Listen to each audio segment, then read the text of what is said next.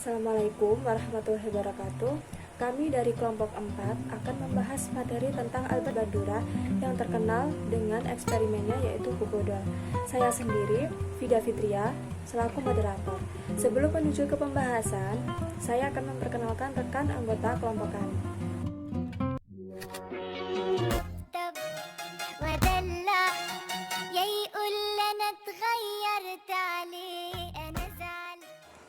Dalam pembahasan kali ini ada beberapa poin yang akan dibahas.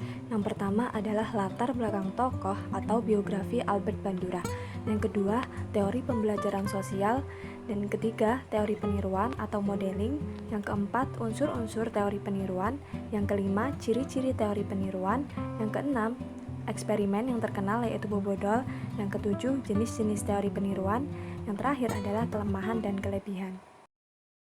Albert Bandura lahir di Kanada 4 Desember 1925. Albert Bandura menerima gelar sarjana psikologi dari University of British Columbia pada tahun 1949. Kemudian menerima gelar master bidang psikologi dari University of Iowa pada tahun 1951 dan mendapatkan gelar doktoral bidang psikologi klinis pada tahun 1952. Albert Bandura sangat terkenal dengan teori pembelajaran sosial, salah satu konsep dalam aliran behaviorisme yang menekankan pada komponen kognitif dari pemikiran, pemahaman, dan evaluasi. Albert Bandura mencetuskan teori kognitif sosial. Dia membuktikannya dengan eksperimennya yang terkenal dengan eksperimen Bobodol. Teori pembelajaran sosial ini dikembangkan oleh Albert Bandura pada tahun 1986. Bandura memandang perilaku individu tidak semata-mata refleks otomatis atas stimulus, melainkan juga akibat reaksi yang timbul sebagai hasil interaksi antara lingkungan dengan skema kognitif individu itu sendiri. Prinsip dasar belajar menurut teori ini bahwa yang dipelajari individu, terutama dalam belajar sosial dan moral, terjadi melalui peniruan imitation dan penyajian contoh perilaku modeling. Teori ini juga masih memandang pentingnya conditioning melalui pemberian reward atau punishment. Seorang individu akan berpikir dan memutuskan perilaku sosial mana yang perlu dilakukan. Bandura mengidentifikasikan 3 model dasar pembelajaran observasional. Yang pertama, model hidup yang melibatkan seorang individu yang sebenarnya mendemonstrasikan atau bertindak keluar perilaku. Yang kedua, suatu model pembelajaran verbal yang melibatkan deskripsi dan penjelasan perilaku. Yang ketiga, model simbolik yang melibatkan karakter nyata atau fiksi, menampilkan perilaku dalam buku-buku, film, program televisi, atau media online. Teori peniruan atau modeling. Teori peniruan atau modeling merupakan hasil proses pembelajaran yang ditiru dari orang lain. Perilaku peniruan manusia terjadi karena manusia merasa telah memperoleh tambahan ketika meniru orang lain dan memperoleh hukuman ketika tidak menirunya. Menurut Bandura, sebagian besar tingkah laku manusia dipelajari melalui peniruan maupun penyajian. Contohnya tingkah laku orang tua dan guru yang memainkan peran penting sebagai seorang model atau tokoh bagi anak-anak untuk menirukan tingkah laku mereka. Unsur-unsur utama dalam peniruan. Ada 4 unsur. Yang pertama, attention atau perhatian.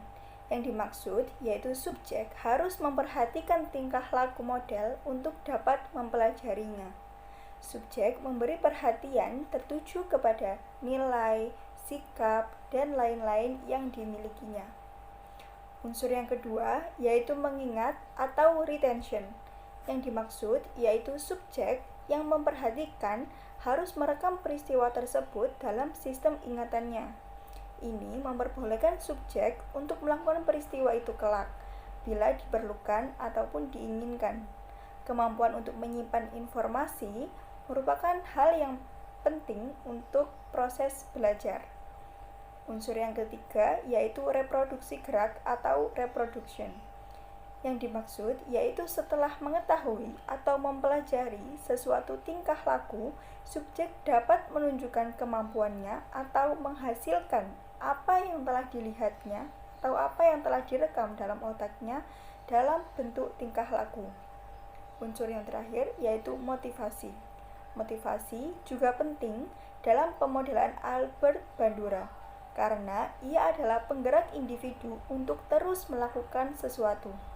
Jadi, subjek harus terus termotivasi untuk meniru perilaku yang telah dimodelkan. Contoh penerapan unsur-unsur utama dalam peniruan.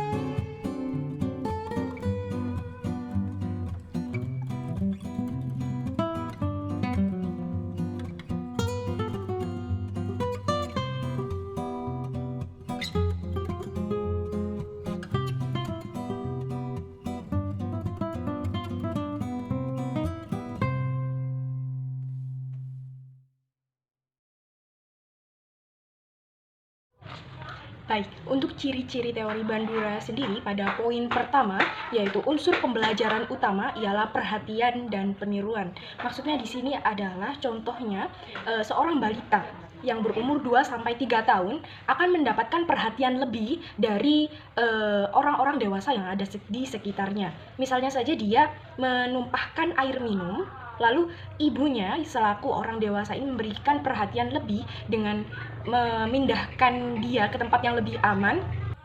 Lalu si ibu ini mengelap dengan tisu atau sebuah kain ke tempat minuman yang ditumpahkan oleh anak balita tersebut. Tidak luput dari pandangan anak balita ini.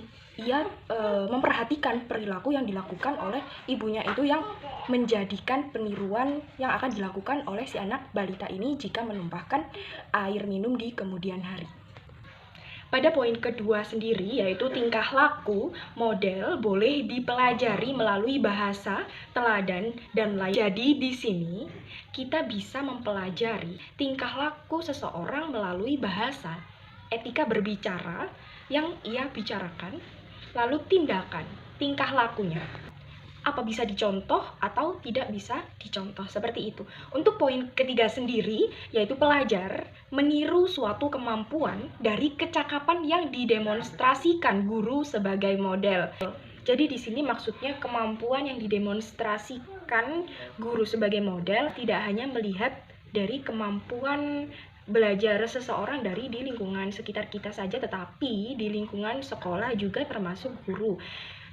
Misalnya seorang guru selalu membicarakan mengenai etika berbicara yang baik, etika berperilaku, tingkah laku yang baik. Tetapi etika berbicara dan etika berperilakunya sangat buruk, para pelajar, anak didiknya juga akan berpikir, kenapa beliau selalu membicarakan etika berbicara dan etika bertingkah laku yang baik, tetapi tingkah lakunya kurang baik kepada para pelajar. Tidak salah jika anak didiknya berbicara seolah-olah beliau teman mereka, seperti itu. Jadi tidak ada rasa hormat sama sekali, seperti itu. Untuk poin keempat sendiri yaitu pelajar memperoleh kemampuan jika memperoleh kepuasan dan penguatan positif. Misalnya seorang pelajar diberi soal matematika oleh gurunya, lalu ia menjawab dengan benar, lalu ia mendapatkan nilai 100. Dengan hal itu, ia memperoleh kepuasan tersendiri yang ada di dalam dirinya dan memperoleh penguatan tersendiri yang ada di dalam hatinya, dan ia akan berkata kepada dirinya sendiri bahwasanya saya harus bisa lebih baik dari hari ini. Seperti itu. Untuk poin yang terakhir, proses pembelajaran meliputi perhatian, mengingat, peniruan dengan tingkah laku atau timbal balik yang sesuai, diakhiri dengan penguatan yang positif. Seorang pelajar dari balita sampai remaja, ia akan memperoleh perhatian lebih dari orang-orang di sekitarnya. Ia mendapatkan tingkah laku tersendiri pada dirinya. Jika perhatian yang diberikan oleh orang-orang di sekitarnya itu perhatian baik, maka dalam dirinya sendiri ia akan menciptakan tingkah laku yang baik kepada mereka. Tetapi jika perhatian yang diberikan oleh orang-orang di sekitarnya itu buruk, maka tingkah laku yang diberikan oleh dia kepada orang-orang di sekitarnya tersebut akan bernilai buruk. Dengan peniruan itu sendiri juga sama, jika tingkah laku yang diberikan oleh orang-orang di sekitarnya itu buruk, maka dia akan menirukan hal yang buruk juga jika lingkungan di sekitarnya memberikan perilaku yang buruk. Dan mengingat dan tingkah laku yang diberikan oleh orang-orang di sekitarnya itu baik, maka akan diakhiri dengan penguatan yang positif. Maka dia akan berkata kepada dirinya sendiri bahwasanya orang-orang di sekitar saya baik, maka saya sendiri juga harus berperilaku baik kepada mereka, seperti itu. Dan begitupun sebaliknya jika perilaku orang-orang di sekitar mereka buruk kepada dia. Berikut ini merupakan eksperimen yang paling terkenal, yaitu eksperimen Bobodol. Pada eksperimen ini dibagi menjadi dua kelompok, yaitu kelompok A dan kelompok B. Pada kelompok A ini, anak-anak memperhatikan orang dewasa memukul, menumbuk, menendang, dan menjerit ke arah boneka besar Bobo. Hasilnya, anak-anak dari kelompok A ini meniru apa yang dilakukan orang dewasa tersebut, malahan lebih agresif. Selanjutnya, pada kelompok B, anak-anak memperhatikan orang dewasa bermesra dengan boneka besar Bobo. Bermesra di sini maksudnya adalah menyayangi boneka Bobo. Hasilnya, anak-anak dari kelompok B tidak menunjukkan perilaku agresif seperti kelompok A, melainkan meniru orang dewasa menyayangi boneka besar Bobo. Sehingga pada eksperimen ini menunjukkan bahwa perilaku anak-anak dipelajari melalui peniruan atau pemodelan. Jenis-jenis peniruan atau modeling. 1. Peniruan langsung. Pembelajaran langsung dikembangkan berdasarkan teori pembelajaran sosial Albert Bandura.